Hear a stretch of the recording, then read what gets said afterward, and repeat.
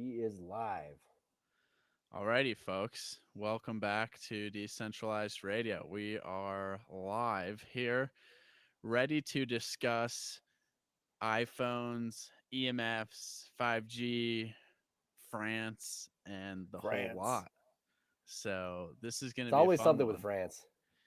Yeah, so this kind of started when? A few weeks back. It's almost been a month now, I think, when this news came out that France France was banning the iPhone 12 because of excessive radiation from the cell phone. So Ryan and I just wanted to dive into that and explain what this means, what these standards mean, because they're very confusing. And there's multiple standards.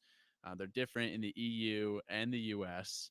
And this is just one measurement. Then there's power density, which is another limit that's set and that's completely different in every country. And then we could talk a little bit about 5G, which is everyone's favorite brain scrambling topic. So that's kind of the agenda, I guess. Ryan, what do you Oh think? You yeah. ready? Yeah, I'm excited. I'm ready. I'm reading some of this article that you sent me about the that got me thinking too because here we are in the US, we're on what, iPhone 15 or what is that right? Is 14, that? 15? I think so. I Something. don't Is even it know 14? anymore. We're up there. We're definitely like one or two past them. And so it got me thinking like, man, I'm going to subjectively subject myself to probably even more radiation just upgrading to the new one. Um, but what I really wanted to get into, which we can in a minute, is the way that they test the safety standards for these because I found it pretty interesting, not necessarily shocking, but nevertheless sort of disturbing at the same time. Yeah, and what you said is interesting because it's not necessarily true that like a newer iPhone will have more radiation because the standards are the same. The standards are actually so much the same that they haven't changed in our entire lifetime. Literally, the FCC guidelines are from 1996, people. That is when your boy was born, and I think Ryan as well. So great year A great for year. um, studs to be born. Terrible year to have a birthday for this current standard for communication guidelines for cell phone radiation. Um, but what's weird is the iPhone 12 is 3 years old and it got Hmm. banned 3 weeks ago. So let's get into that a little bit. Basically, what happened, and I'm just reading a Forbes article here Hmm. because of the mainstream news, is that in France, the iPhone 12 all of a sudden had registered an excessive SAR rating of 5.74 watts per kilogram, according to the National Frequency Agency of France. So that's important because France almost has like more than one standard. So there's a standard for cell phone radiation, SAR, Hmm. which is measured in Europe at 5 millimeters away from your head, and then in the US, around 20 millimeters away from your head. But then France has this other standard as well that's called a zero distance limb standard. And this is the one that actually failed. So this one is higher. This Hmm. standard, this limit is 4 watts per kilogram. And SAR is specific absorption Absorption rate. rate. So Yeah. that's like just the amount of power, the amount of energy, well, technically the amount of power absorbed with respect to a given area or weight of tissue. So there's two limits. Typically in the US, it's 1.6 watts per kilogram, and that's measured over 1 gram of tissue. In the Hmm. EU, it's 2 watts per kilogram, measured over a volume containing 10 grams of tissue. So that doesn't mean like theirs is better or anything. Theirs just gets averaged out over 10 grams, which can actually often dilute the reading. And in Europe, as a result of something that we'll talk about back in 2017, they now measure the distance a bit closer. So it's at 5 millimeters instead of around 20, which is where the US limit is measured. So I was trying to figure out which one's more stringent, Right. and I don't even, it's kind of complicated because it's at slightly different distances, slightly higher, and then they're being averaged over 10 grams instead of 1 gram in EU and US. But either way, then France has this zero distance standard, which is measured on the body, Yep. which is what actually failed. And that is 4 watts per kilogram. So it's twice as high at zero distance, and the iPhone 12 measured at 5.74 Yeah. watts per kilogram, which is significantly higher, according to the National Frequency Agency of France, the ANFR. So that's a lot.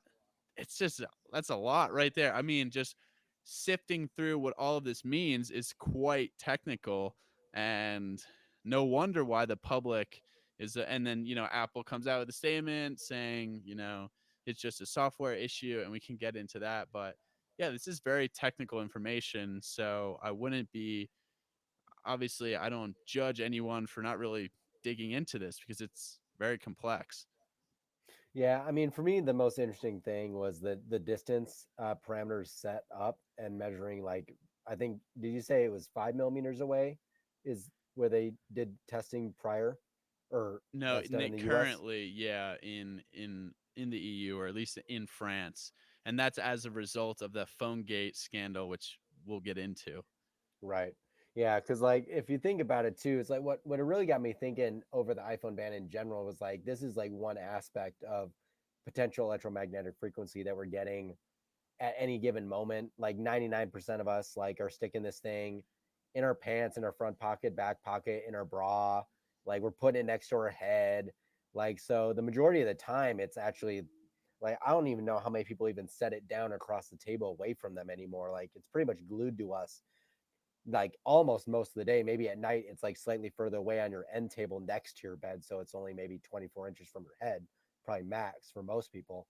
But at the same time, it's like that's not the only thing in our homes that we're surrounded by that's giving us all this stuff. So that's why I found the standards in general to be interesting and how old they were set up like 27 years ago and how much more you know EMF in general there is in society even since then, which back then was a lot compared to maybe a decade earlier. So it's just exponentially increased. Yeah, I mean, just think of how much time people spend on their phones. Like even 5 years ago, I would say it wasn't this frequent. I mean, for me, it wasn't. And then 10 years ago, when we were in high school still, it was even less so, I would say. But maybe back then, I was obviously less cognizant of carrying it on my person all the time. And distance really is the most important thing because we know the magnitude of the electromagnetic field decreases at the level of a square as you increase the distance. So that's the inverse square law.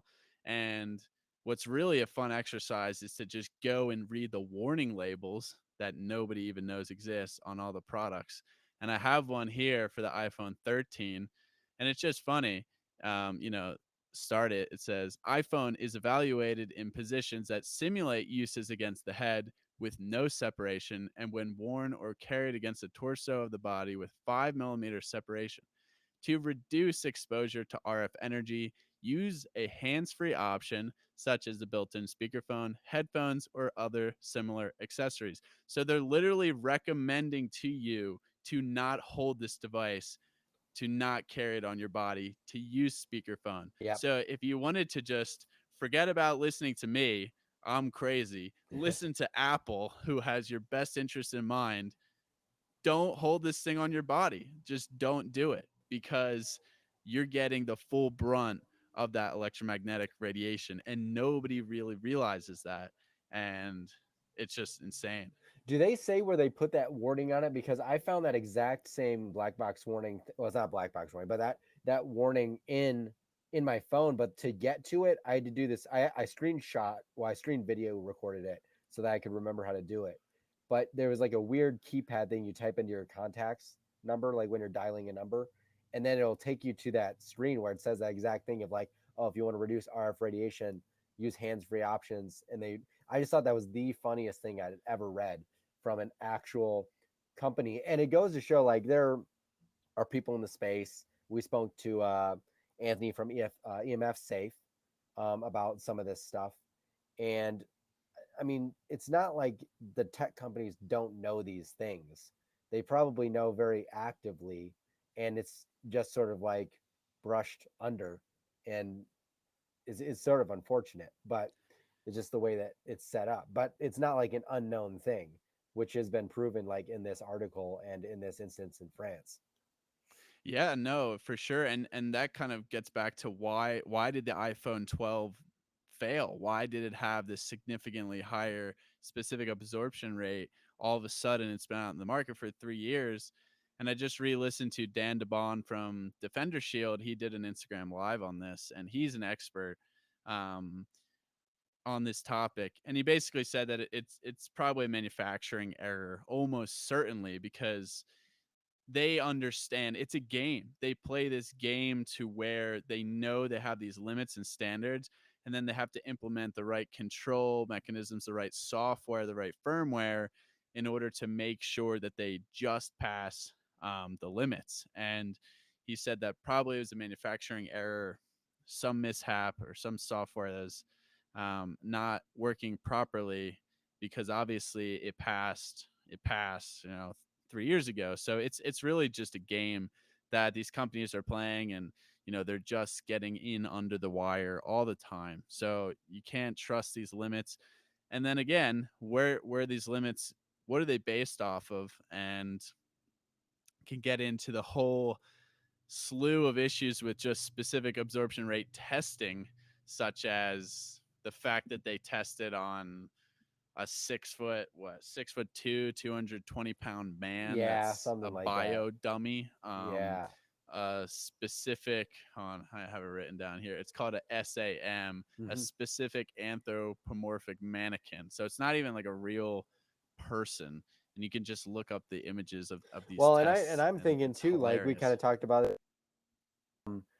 I'm thinking about like children. Like I'm thinking about like teenagers. I'm thinking about kids. Like freaking, I know 8-year-olds that have iPhones, and it's nearly as myelinated as me or you, and they definitely don't have as much protection, and they're growing up with these things. So it's like really, it's we're sort of like that test generation of like the effects of like all this stuff. So it's going to be interesting over the next like several decades, kind of what No, happens. that's to me the biggest issue. That's where I get the most that's where I get the most amount of animosity towards all these things. And research shows that, I mean, it's just common sense because it's a geometry perspective, right? There's this area of a child's head is far smaller. So that means the penetration is going to be way deeper. The depth of radiation absorption is going to be way deeper. So they have smaller bodies, they have thinner skulls, they have developing brains, they have higher water content as well. And then research has shown that the absorption can be up to 2 times greater into the skull or into the head, and into the bone marrow can be like 10x. So yeah, and that's why folks like Robert F. Kennedy Jr. are talking about this, because he partnered with the Children's Health Fund or something. I forget the name of it, but they sued the FCC Yeah. because of these ridiculous guidelines, and they ended up winning, which I don't know. Nothing has happened because they won. FCC is still has the same guidelines from 1996, but it was in the name of children. It was in the name of the next generation. So if you think EMFs are a bunch of hoopla and woo woo or whatever, I don't care. Don't be selfish for you. Be thinking about this stuff for the next generation. If you have children, especially, and you want Hmm. to provide for them and raise them in a healthy environment, because it's just a giant experiment. And you and I are lucky. I mean, we didn't really get into the cell phone age until at least we were like in high school. Yeah. So imagine if we had cell phones all the time, technology all the time when we were like 4, 5, 6, 7, 8 years old. I mean, that's just Well, and so much earlier. it was so different too because like all the tech I had was like had to be directly plugged into something. Like I remember having like direct plug-in internet and stuff like that, like with Yeah, before we yeah, had yeah. Wi-Fi. And now it's just like we have so many things. I mean, we talked about it the other day, but I have a niece with a freaking iPad, just like drags this thing around, is like glued to this thing 24/7, goes to bed with it. Like it's insane. And so it's just, to me, like that part's just common sense, even if you can't get into like the technicalities of like the EMF stuff, but like just to like, it just doesn't make sense that give a kid a digital babysitter, it just can't lead to anything good. Yeah. So, but We have someone request the mic on oh yeah, Twitter Spaces. Should we can let's let do in it. a question here. Let's see how this works. Kyle, can you hear us? Yes. You have a question.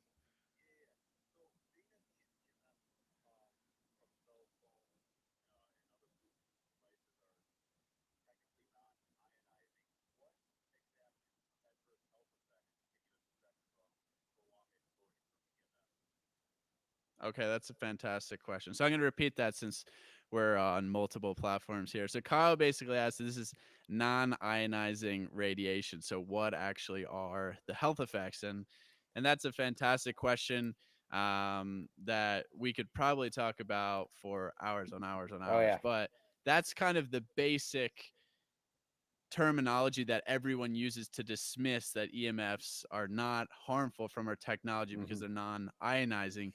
But we know from the whole entire slew of research that exists that non-ionizing radiation can affect. And I just have Dr. Henry Lai from the University of Washington is my go-to response for this because he basically looked at over 2,500 studies and he categorized them into radio frequency radiation and then extremely low frequency radiation, which Hmm. is power frequency coming from like the electrical grid.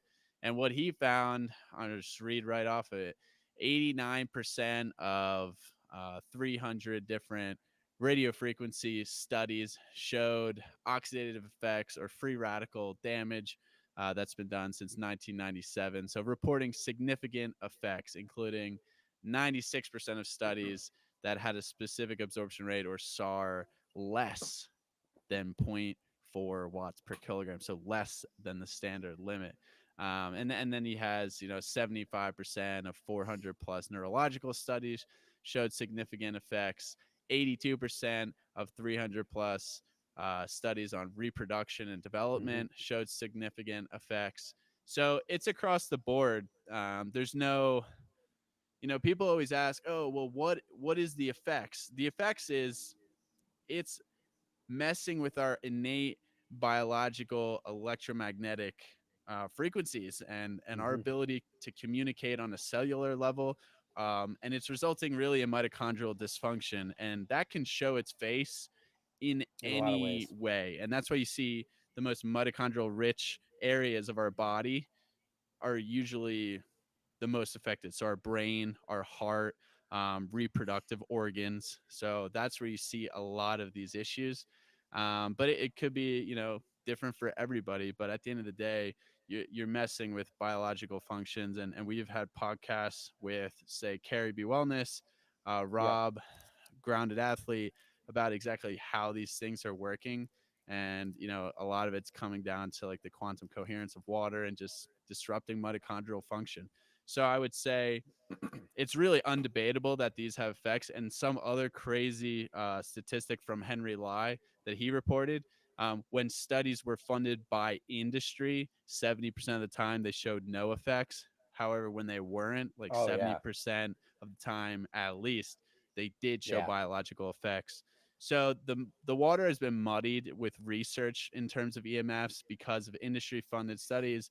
Yeah. It's been a bit challenging to do, human studies until recently, just because of the nature of electromagnetism. And a lot of it has been done on rodent studies or rodents. And a lot of it came from Russia, which is like discounted because there's a whole tension with Russia and the US during the Cold War in terms of Russia was like, you guys are stupid as shit for not thinking that EMFs are harmful. So then they zapped our embassy in Moscow for 30 years.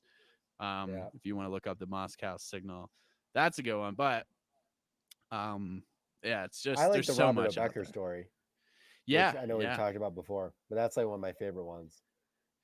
Yeah, and you could look up Project Sanguine or Seafarer ELF when they tried to build that giant antenna in Wisconsin, Michigan, and Robert O'Becker and Andrew Marino testified that they did find harmful effects from this is low frequency EMFs, and the Navy hid that from the public for a few years. So, yeah, there, you have to wear your open minded hat here that it's not in the best interest of a lot of parties for people to be, really aware that these things are causing issues.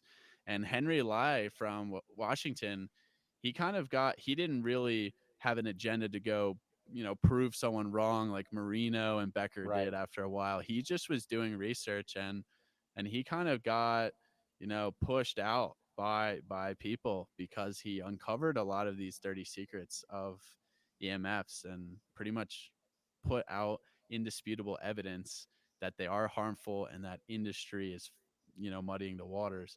So that's the I name mean, of the it game. kind of like these ideas go against basically how our entire economy runs. So, it's a little not advantageous for But corporations. it's empowerment through education, right? Like we're not saying go Yeah, live in the woods. That's not unless you real. want. I mean, I want to be honest, but that's not really conducive to our modern lifestyle. But if there's simple things that you can do that if you understand will have a major impact. So the one thing we're talking about is just distance. Like Hmm. stop carrying your cell phone on your body. Use speakerphone. Use wired headphones because when you're using Bluetooth, while AirPods, finance bros, listen up, Yeah, it's not the power. The power is actually very low. It's low power Bluetooth, but the proximity is there's zero distance to yeah. your skull, and then they're communicating through your head. So 2.4 Distance is your friend. gigahertz through your head. I don't care how low the power is. Again, Henry Lai, 96% of 92 studies showed significant effects with an SAR less than half of the standard limits that the FCC guidelines are set at. So, are you going to believe the guidelines from 1996 that might be older than some people listening, or are you going to just take precaution, do things that are reasonable, and then hopefully over the long period, they will help your health and your family's health? I think that's Hmm. a more reasonable way to think about it. No, totally. I think I think the other thing too that I was just thinking of is if even if things are within standards, does that mean that duration of exposure still matters? Because in my mind, it still does. Because even if it's within standards, but we're like using this thing like 24/7, and it's like touching our skin directly for like majority of the day, every day of the year, that still is like a net negative, just from a duration perspective. Yeah, I mean, at the end of the day, the things you want to be most cognizant of are distance, duration, and power intensity. Hmm. Because the higher the power intensity, which would probably be a result of the distance or just the magnitude of the source, then the less time that's going to be needed to have a detrimental health effect. Right. And the duration is key. It really is. Chronic exposure is everything. And there's some studies out there that show basically, under 24 hours, it was, maybe a third of the research paper. It's a giant review of studies, and it's like under 24 hours or under 48 hours, what they call like subchronic exposure. Maybe 30-50% of the studies show biological effects. And then once you get past 48, it was like 97% of studies showed significant effects. And that's what you need to look into when you're reading research or just in general. So another thing you could do really easily, just turn off your phone at night, turn Yep. off your Wi-Fi, and then you're lowering that RF burden dramatically because you're giving yourself the ability to restore when you sleep, and you're eliminating that. So it's going to zero for 8 hours, and your body's better able to deal with that the next day. Exactly. Exactly. Should we get into some of this phone gate stuff? Yes, you can lead that if you want. Um, No, I'll let you do it. I'll let you do it, and then I'll Okay, chime I in. was gonna I say. got little things I want to say in between. All right, so PhoneGate, back to France. Vive la France, because I love French people and I hate them at the same time because they're arrogant, but they're arrogant. So it's like, it's good and bad. And this militant physician, Dr. Mark Arazi, had enough of this nonsense coming from the France department, that's the National Frequency Agency, that's doing this testing. Because what happened was in 2015, it came out that the SAR, the specific absorption rate of a bunch of phones, exceeded the limit on contact. 89% of the phones measured in 2015, 95 mobile phones on sale. Out of them, 89% exceeded the SAR value limit of 2 watts per kilogram. And 25% had a greater than double value. So Mark was pissed and he sued them and said, you need to release the list of these phones to the public because this is just ridiculous that 90% of the phones you guys are testing aren't even passing the limits. And I don't think he really was successful in that. And this is called the Phone Gate. He wrote a book about it. I bought it. I haven't read it because it came in like last week, but and it just got translated to English from French. But if you want to read about this, it's called Phone Gate. It's really cool because this guy, it's cool when you have physicians or anybody who's standing up against this nonsense that's going on. And as a result of his lawsuit, they did change the distance that they measure the SAR at. So in EU or in France now, instead of being at 15 to 25 millimeters away, they're now measuring at 5. So that's a pretty substantial difference. The US, we're still at like 20 millimeters. Yeah, But wild, man. 89% of the phones exceeded the it was threshold. insane. Yeah, it was like you said. There was I can't remember what one of the stats was. It was something like 64 out of 75 phones or something like that. You were just reading them, but it was like something insane. Like I just can't. Well, I can totally believe it, but and it's like even the thing with me with the standards of like the distance testing to me is I just find it hilarious because no one holds their phone really 20 like 20 millimeters away from their face or whatever. It's like just smack dab on their face, or if they're on their headphones or speaker, like maybe then. But it's just no one does that. Like, why would you even test it that way? I just don't know the reasoning behind that, other than the Well, radiation because was too it's a high. low, yeah, you get you Yeah, get a lower yeah, number. That's yeah. why. That's yeah. But man, it just drives me crazy that that's it's so crazy that there's just that much Yeah. So, well, it's cool influence. that he got some progress made in terms of the distance measured, even though he was still said it was unacceptable. Um, I mean, the fact but that they're that's withdrawing what you the need. 12 is good. Yeah, no, I know. And but that's the thing, the iPhone 12, it's like a red herring, right? It's Yeah. not really like when I first read the news article, I was thinking, "Oh yeah, I bet you it was high for the whole time and this is just a bunch of nonsense and blah blah blah." But really it was a manufacturing error. Really it's a cat and mouse, disguising the radiation game that manufacturers play. And then in general, the testing is completely flawed regardless because of stories like PhoneGate.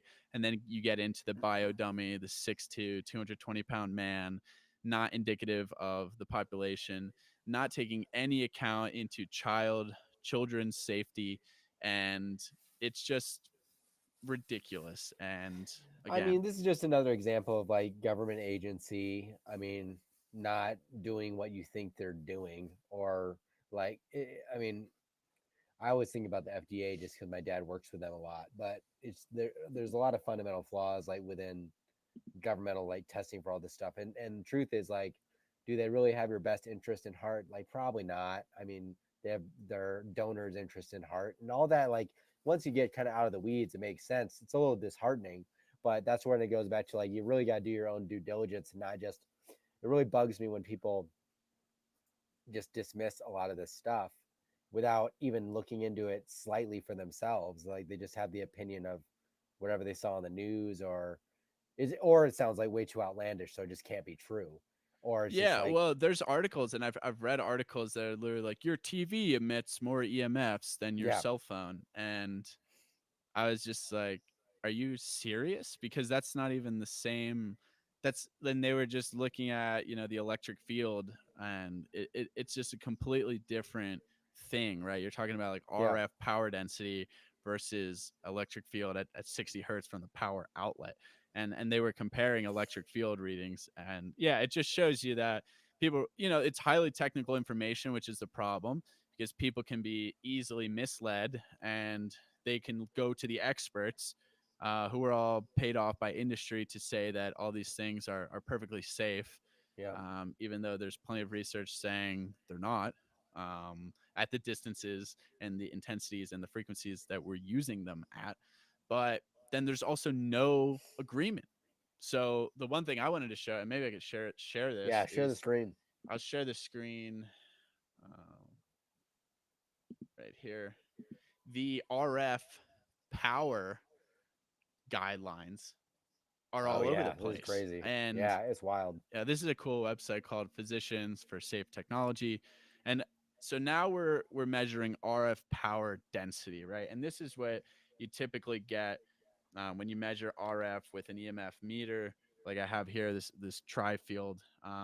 So power density, just a brief explanation, is completely different from specific absorption rate, SAR.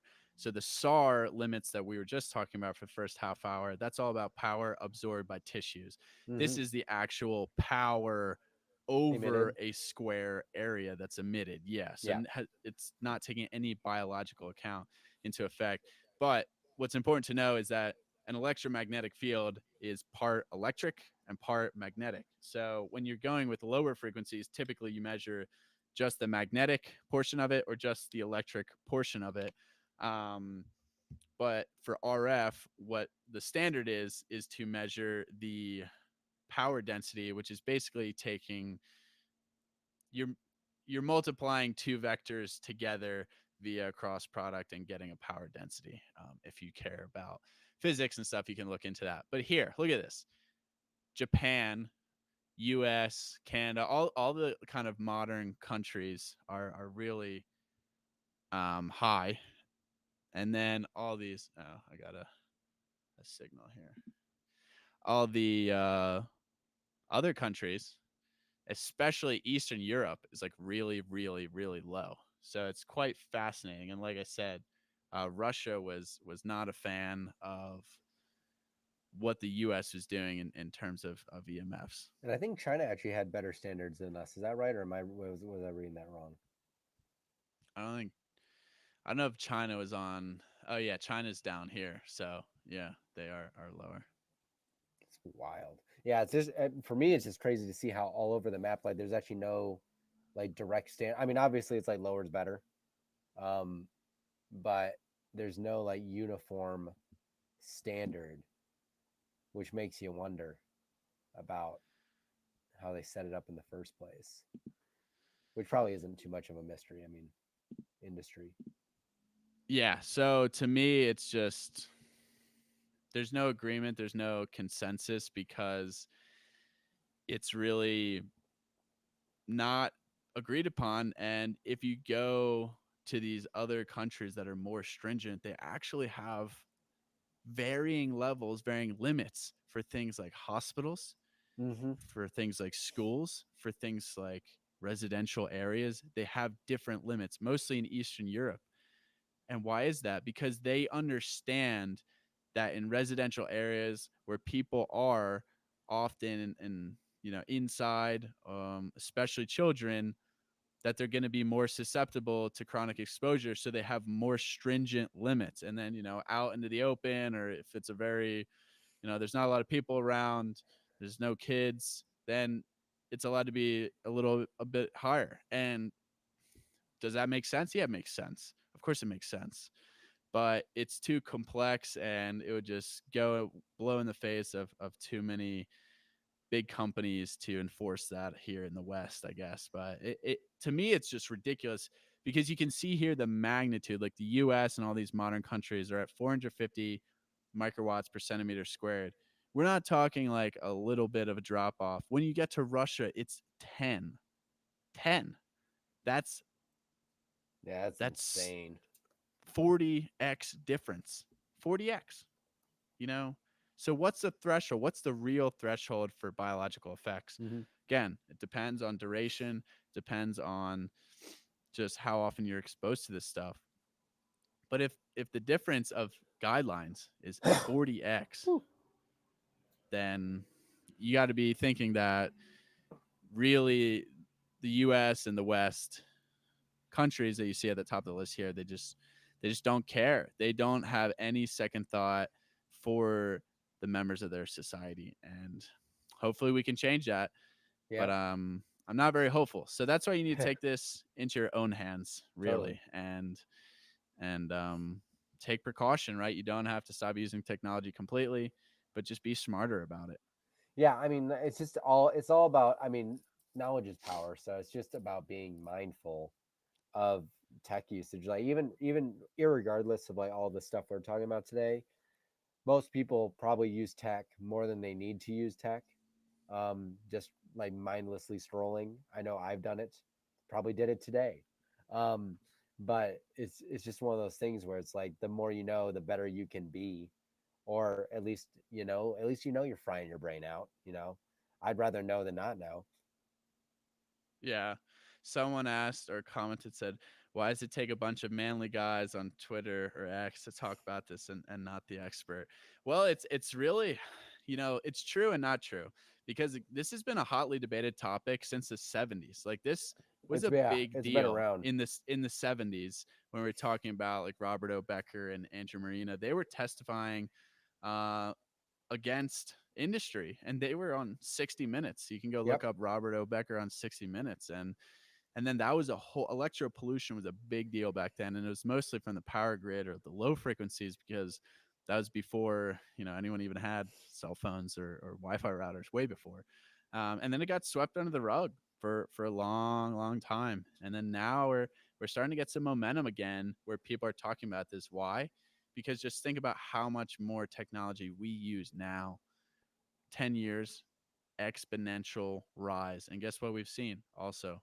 An exponential rise in health issues. Yep. So, again, I'm not saying everything is because of EMFs, but look at the toxic soup environment that we live in today. The food is garbage. Yep. Toxins are everywhere: glyphosate, Plastic. plastics, PFAs, polyester. Add EMFs to that list and add it alongside blue light as the most pervasive environmental toxins because it's everywhere. You can't avoid it, but you can mitigate it and you can be smart about it. Yep. And to me, these things are really taking our health down as a society a notch because they're only been cranked up in intensity and frequency of exposure for the average person. And there's just not a lot that people are doing about it and it's not really being discussed. So it's refreshing when you see someone like Robert F. Kennedy Jr. go on Oh Joe yeah. Rogan and point it out. And even Joe Rogan's like, oh yeah, the Wi-Fi in this room. And RFK's like, I forgot yeah, about like that. Yeah. this fucking room, Joe. That's so great. I Oh don't know man. why he still wears AirPods though. RFK, what are you doing, man? Dude, But yeah, it's one of those things. It's one of those things where it's like actually every time I see a video with someone wearing AirPods, I don't I try not to just dismiss people based on that alone. But it's hard. Like I catch myself like I'm strolling away immediately health related space. I'm like, you don't know anything. We're strolling. yeah, and you could argue the AirPods are probably not like the worst They're thing, not the like you're worst, but because still. it is low power and it just again, you're just Think about it this adding way. on another thing, right? If your phone's on, your Wi-Fi's on, you're just getting blasted in all Yeah. directions all the time. You're just adding another layer, and to me, that's an easy one to just not use or And use speaker or and I look use about it wire. this way, right? Because we were talking about duration earlier. How many of you have seen like a service worker, whether at a restaurant or at a grocery store, always with like one AirPod in one ear, like 24/7? If you're doing that every day for like your work life, Or you're on your. I see people like driving home with them in. It's like constant. So it's just like this thing where it's like dose makes the poison, I guess, for some things. But you're just being bathed in it probably more than anything else. Well, yeah, yeah. I mean, that frequency, 2.4 gigahertz, is it's your Wi-Fi, it's the Bluetooth, and now it's around that 5G frequency. So Yep. this is the topic that everybody gets fired up about because 5G turned on COVID, and that really led the world to a dandy place. But to be honest, we haven't even seen the full brunt of 5G rollout because it's still rolling out. And Yep. 5G is actually quite complex because it has like different bands. Let me see if I can find an image of the different 5G bands while I'm talking here. But there's a low band, a mid band, and then a high band. And the low bands is similar to what was already being used by 4G, Right. LTE, 3G, And, and and and we and we before. talked about this a little bit with Anthony Smith from EMF Safe about why there's so many 5G towers, and it's like the proximity, they need to be closer. Yeah, so the thing with and this is where it gets really nuanced and interesting from like a health effect perspective. But here, can you see this? Yep. So here's an overview of the bands, right? So this low band is kind of like similar to, 3G and 4G. It's less than a gigahertz hertz, or a couple.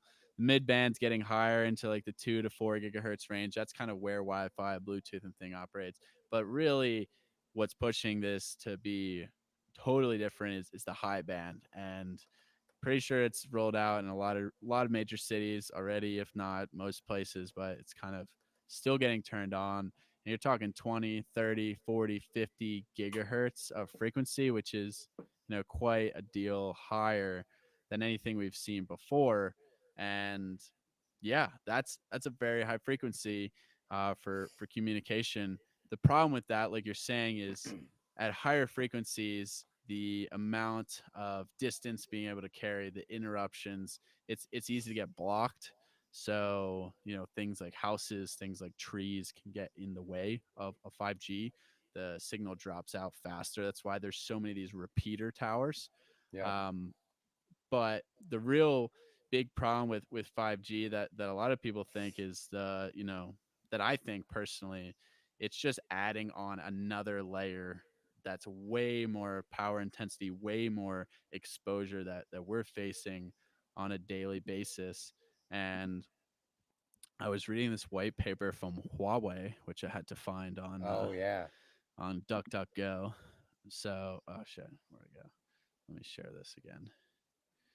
Uh, I got too many tabs open. But it's basically saying that the power intensity is just way higher Oh, it's crazy. on 5G than well, it's And it's some just adding another layer on top. So here we go. and somebody was asking in the comments about is it only the iPhone that's the problem, or is it all 5G cell phones? And it's basically like any cell phone that's using these things. Well, any cell phone is emitting significant amounts of radio frequency Yeah. radiation. 5G is another thing that's what we're talking about now. So it's taking that frequency much higher, and again, the power consumption is greatly increased. And as you can see here, it's an additive effect. Yeah. But you know different sites, different towers are going to have a big span on the amount of power that they're emitting. So you can see here, a typical site would be higher than 10 kilowatts, but if there's more than 10 bands, it could be 20 kilowatts. Yeah. And even in multi-carrier sharing situations, so you know how now carriers are kind of sharing cell phone towers Yep. as to where you can sign up for like Spectrum or Yep. Comcast, and they're just using Verizon towers, for Yep. example. They could be even higher, so like 30 kilowatts. So it's just pushing it further, higher power consumption from the towers, and it's being emitted to us, right? It's just adding another layer of exposure, and that to me is, again, you're just getting blasted more often.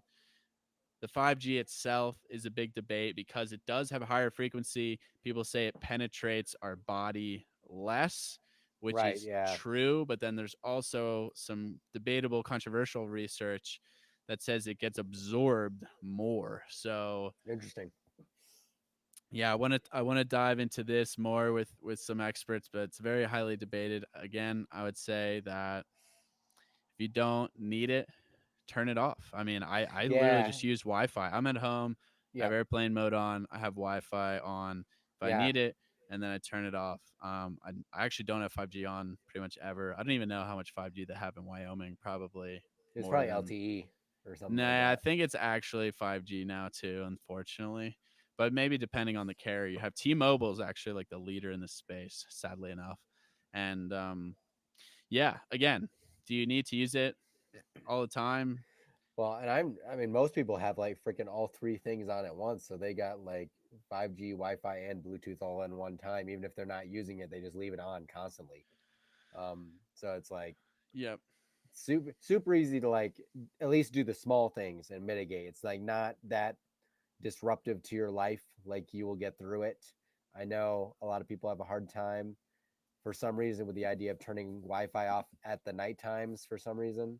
I've gotten lots of fights about this with family members, brothers, close friends, but you will survive one night and the next night, you know, it's not crazy.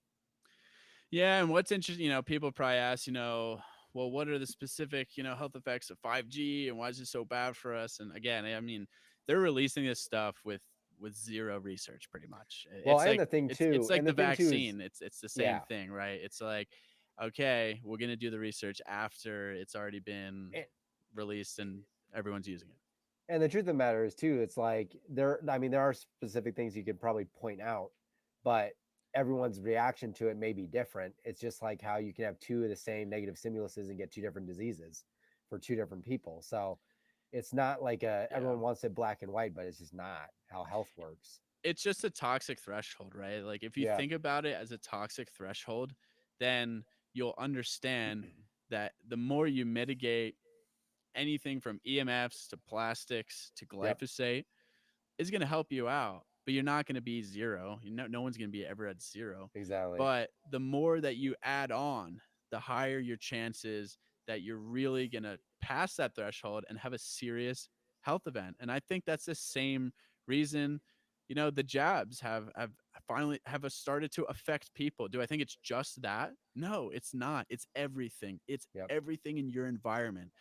Oh, perfectly healthy 30-year-old dies of a heart attack. Turns out he was vaccinated. Perfectly healthy, my ass. No Yep. one's perfectly healthy. And let me see where he was living, what he was exposed to, what his lifestyle was like. That matters. It all matters. And that's why we talk about what we do because nobody else really is emphasizing this enough. And if you want to be resilient, you need to start looking at all the toxins and the exposures in your day-to-day life, what you can do about them. Some things, you just can't tackle, but some things you can, and choose what's reasonable to mitigate and then go from there. It's about progress, it's about consistency of getting better. It's not perfection. Yep. We can't avoid it. And it's, we're doing this podcast and telling you about it on this technology. Guess what I'm going to do right after I'm done this podcast? I'm going to unplug a lot of my stuff. I'm going to turn my phone on airplane mode, get off Wi-Fi, and go Yep. eat dinner and have a little bit of a break. And at Yep. nighttime, I have my Wi-Fi off. I have the circuit breaker to my bedroom off now. Nice. Um, yeah, and I've measured these things, and it makes a difference. Yep. And yeah, it's I've always been one of those people where as hard as it is to unplug, once you're unplugged, it's pretty easy to stay off. And then for me, it's actually harder to get back in. So like after a week vacation or like a week camping, doing nothing, not being on anything, it's actually hard to get back in it for me for work or anything like that. Well, I've noticed for sure that since I've been very cognizant about mitigating EMFs, mitigating blue light, that when I go back into like a very high EMF, high blue lit area, like a city, You're more sensitive. airport, I'm so sensitive now. And I think that's a good sign. It's showing that you're doing a good job mitigating this, and that average toxic load is really, really high for, the average modern urban environment. And Yeah. yeah, it sucks, but we're electromagnetic beings, and when we're on that fine-tuned frequency of life, it's going to be easier to be disrupted, unfortunately, but you'll be more resilient overall. I'll tell you what, nothing pisses me off more than when I go hang out with my folks and then it's like after dark, they're watching like a movie or something in their living room and they just have all the fucking lights on. Just like all these it's so fucking bright. And it's like, yeah, you do literally become like extra sensitive. So I'm like got them like salt lamps and like I got in my room there I have like just like a red light bulb for that's the only light that I use ever. But yeah, it's crazy. Like I'm super sensitive at night now. If you turn on a light or you open Yeah. the fridge, that's why I commented. Tristan showed a photo of his fridge the other day, and he replaced the bulb with like a red light bulb in his fridge, and I was like, that's literally genius. That's like the smartest I've thing been you can wanting do. to do that for so long because you know how many times I've opened the fridge at like Oh yeah, 8 o'clock and I'm just like, yeah. now's the time to But do it. Lights getting darker. yeah, I sent a lot of stuff to my mom. But going back to the cell phones, there are things you can do. There are actually Defender Shield. We mentioned Dan DeBon has given an expert opinion on this that we were discussing earlier. They sell iPhone cases, they sell like laptop pads, they sell other shielding equipment. But this could be a good option as another way to mitigate RF exposure. So we'll have to link that down below. Definitely. Defender Shield. But overall, it's put it on airplane mode, keep it away from your body, turn your Wi-Fi and your phone off at night. Distance is your friend, and be cognizant of going into really, really high EMF areas frequently, and understand that health, focusing on that in other aspects, will give you more resilience and prevent you from having dysfunctional mitochondria and dysfunctional health across the board, I would say. But I don't know if you No, have totally anything to agree. add there. No, I would just say every day I'm more thankful that I never moved into a downtown high rise apartment. Every day I'm so I'll drive by downtown. I'm like, thank God I don't live there. That'd be the worst. Yeah. I'm thankful I left, to be honest. Yeah, I know I'm you are. thankful. I'm thankful I'm out here. Low EMFs, high vibes. But Yep, got a few minutes left. If everyone has any questions, we can open it up to the audience if there's any more. It's cool to get a couple in there. But yeah, yeah, anything on radio frequency, cell phone radiation, EMFs in general, other recommendations. Happy to answer. Had a good one earlier on health yeah. effects. And Dr. Henry Lai, Lai, from University of Washington is a good resource for that. All right, we got one request here. Sweet. Tommy, how's it going?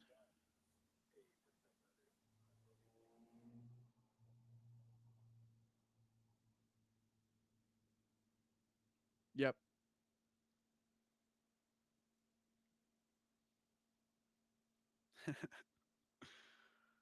Okay. So the Fifth grade. question was Tommy listens to a lot of Jack Cruz, which is great. He talks a lot about EMFs as well as quantum circadian biology. And he asked if you could explain it, EMFs, to someone like they're a little kid. And this is a challenging thing to do, I would say. But in general, the electromagnetic spectrum is vast, and it spans from, it includes the visible light spectrum, it includes UV, it includes radio frequency, it includes our power grid, and anything in between, and then also ionizing radiation, X-rays on top of that. So that's the electromagnetic spectrum. Why is it called that? Because it's anything that is made of, or a part of it, is electromagnetic waves. And Hmm. electromagnetic waves are photons. They're made of photons, and also known as, particles of light. So this is all light, visible light and then non-visible light. So you can think of all electromagnetic radiation as light and being made of photons. Photons can act as particles and also as waves. This is the wave duality principle. So these waves have an electric field component and they have a magnetic field component. these components are 90 degrees apart from each other, but in phase. So that's important because that's what's making up an electromagnetic field, the electric portion and then the magnetic portion. And the electric portion can be measured or is measured using volts per meter. And then the magnetic field is often technically it's measured in terms of magnetic flux density, but can be thought of as amperage per meter as well. So when you think of electric field, you want to think of like voltage, and then magnetic field, you want to think of current.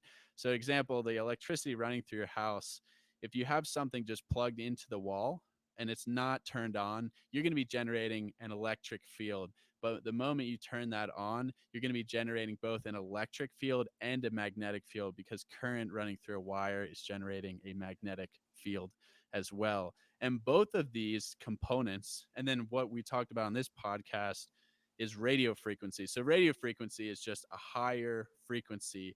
We're talking hundreds of megahertz Mm. to 60 hertz. And what's a hertz? That frequency is just the amount of cycles per second of the wavelength. So higher frequency is meaning higher energy and shorter wavelengths. And that's kind of the basic fundamental principles of electromagnetic waves. And they're all traveling at the speed of light. But what was I saying? RF is higher frequency. And what's used to measure that is by taking a cross product of both the electric and magnetic field component, measuring the power density of that. So, why are these things bad for our health? Tommy has a follow up question, but let me get to this real quick. We are electromagnetic beings. We have natural frequencies that our body is using to communicate. Our brain waves are at, 8 to 10 hertz alpha Mm-hmm. brain waves. The Schumann's resonance, which is the natural frequency of the earth, the harmonic resonance of the earth is around that same frequency. There's a natural magnetic field of the earth from the molten iron core. So we're tuned to specific native frequencies, and now we're disrupting this entire communication network with so many external EMFs, and it's a giant experiment, right? And radio frequencies, for example, we have the faintest exposure to radio frequencies from like distant galaxies that come through our atmosphere. Now we're experiencing levels that are so high that would not be indicative, that could only exist in the past 50 to 100 years. Yeah. So we're just completely changing everything in our environment. And yeah, studies have shown it. Dr. Henry Lai, 2,500 studies showing like 70 to 90% of research on EMFs showing biological effects, everything from reproductive issues, neurodegeneration, sleep deprivation or sleep disruption. And that's leading into things like potentially higher risk for cancer. Magnetic Yep. fields, especially from high voltage transmission lines, have been linked with childhood leukemia if you live like right next to a transmission line because of the high amount of magnetic fields. That's why the IARC categorized them as possibly carcinogenic as well as radio frequencies. So there's a whole slew of research out there. There's also a decent slew of industry funded research that's kind of Oh, there's a lot. counteracting that. But I'll let you chime back in, and Tommy, and see if you have a follow up question there.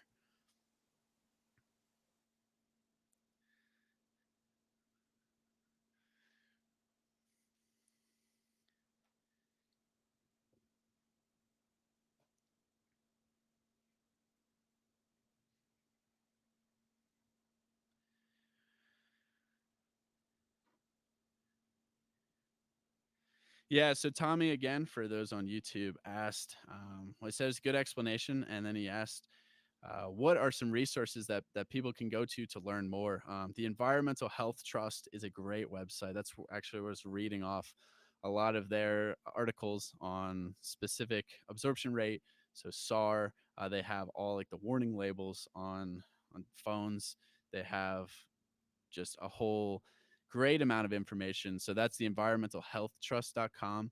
But like I said, Dr. Henry LAI has a great collection of research. And then it depends. You could just start Googling EMF studies. and you will find a whole bunch of stuff. But books we love to recommend are what? The Body Electric Yep. by Robert O. Becker. Yeah, that's great. Going Somewhere by Dr. Andrew Marino is will change your whole realm of thought about trusting our government and understanding how detrimental EMFs are and how controversial this space is and was 30 plus years ago. There's some more. There's, you know, other smaller ones like, oh, well, The Invisible Rainbow Yeah, that's the one I was trying to think of, the Invisible is a Rainbow. Yeah. great one. That's just talking about the history of electricity and health issues in society. So Yeah, and that's those actually are my really three interesting. Yeah. go-tos that I would say. But I know there's like The Zapping of America is another one. I Hmm. mean, there's some specific niche ones like Dirty Electricity, EMF by Dr. Mercola. I would say those are lesser in terms of importance for books. Yeah, and I think the more you understand the history too of how like we got to where we are now, it all sort of makes sense, and you can see these ties within, pharma history. It's really fascinating, and even the financial system. Yeah, I mean, just yeah, it's if you're a Bitcoiner, if you're just into health, and you're skeptical, or you're just anti-COVID or anti-vax, which a lot of people are nowadays. I would add Mm, this to the list of things that you should be highly skeptical about and understand what you can do. That's kind of like your easy fixes to just be protected. And knowledge is power this day and age. Unfortunately, you have to take that personal responsibility to learn, and that's yeah. why we do what we do here at Decentralized Radio, because we're trying to talk about all these topics. And yeah, I mean, today I interviewed a guy on scalar waves, which was even more esoteric than I ever thought we would get. But here we are. So we want to talk about that. But I would say those are some great resources, and we're happy to do more chats about EMFs. I'm an electrical engineer, and I've pretty much gone full time into health consulting and EMF consulting. So if anybody has, a specific situation and you want to chat with me, I'm offering consultations now, virtual and in person if you're in region, and I'm happy to come. I'm happy to talk with you and kind of help you understand what are the easy solutions to mitigate EMFs for you and your family in your house. So check out my website. We'll drop that below. I do take Yep. Bitcoin for a discount, of course. And yeah, just keep spreading the knowledge. We're going to have a ton more EMF guests on in the future. That's for sure. Heck yes.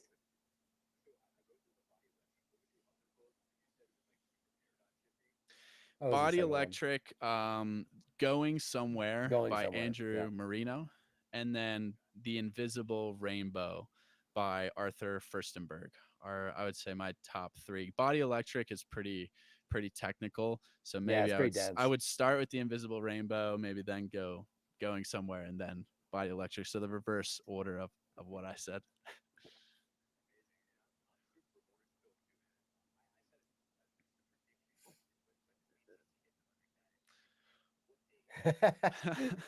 A Bitcoin price prediction here. When is Bitcoin going to hit $100,000 US dollars?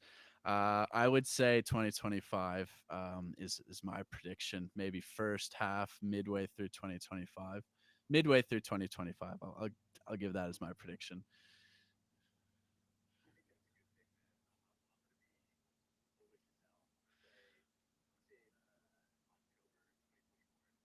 Wow, that's soon. That's in 12 Yeah. months. October 2024. We got BlackRock. We got also a macroeconomic depression, a recession in our forecast, but then we also got the money printer always in the Oh yeah. batting circle, Oh warming yeah. up. So it's going to be a fun ride, folks. That's why we're talking about this. We're going to get some more Bitcoin guests on as well in the coming weeks. And yeah, always let us know. Shoot us an email about who you want on the podcast. That helps us kind of do some of the work in terms of guessing or finding For guests sure. because there's so many.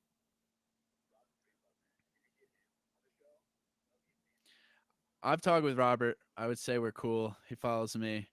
I actually invited him kind of informally the other day, so I'll definitely have to get him on. I will reach out. So there we go. That's There a we good go. request. All righty. If there's any more questions, anything on YouTube, Ryan? Nothing. We're good. Alrighty. Well, we appreciate you guys. We will drop some links below for more EMF education. We will put that in the show notes. For everyone on Twitter, where this will be over at YouTube, and then on all major podcasting apps. So Decentralized Radio on YouTube, on Spotify, on Apple Podcasts. We're on Fountain, and we are going to be working to get on Nostr as well. So this is forecast to come. So thanks for tuning in. We'll see you next time.